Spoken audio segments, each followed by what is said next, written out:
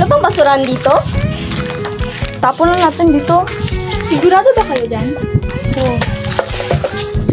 Uy, teka lang! Ba't nyo tinapon yan? Hindi nyo ba alam kung nasan yung basurahan? Ngayon, sasabihin ko sa inyo kung paano mahalin ang inang kalikasan. Bago ang lahat, isa-isa kong ipapakilala ang aking mga kasamahan. Si Jomer James at si Vaness.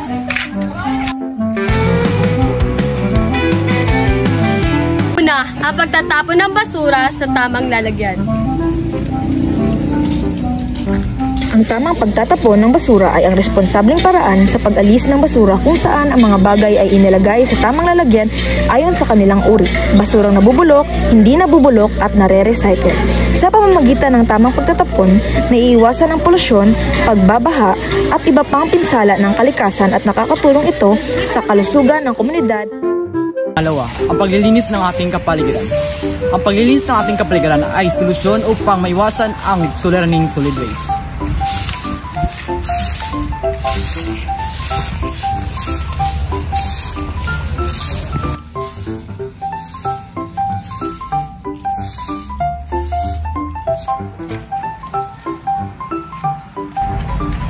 Uy, di ka lang.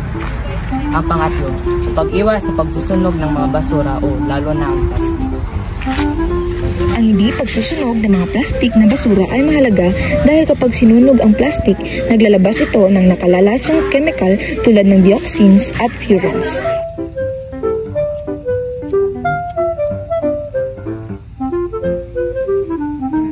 Pang-apat, ang pagpuputol ng mga puno. Sa tuwing ikaw ay puputol ng puno, kailangan mo itong palitan.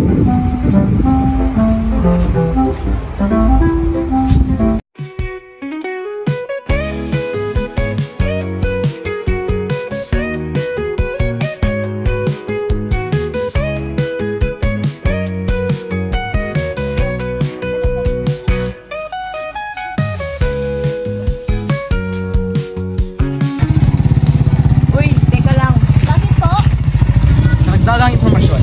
Alam nyo ba ang pagmumotor ay nakakapanhina ng noise pollution dahil sa malakas na makina nito?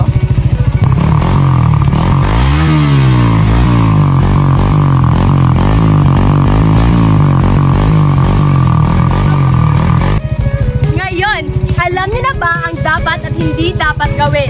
Lalong-lalo na ang pag-aalaga sa ating inang kalikasan. Opo, thank you. Bye-bye!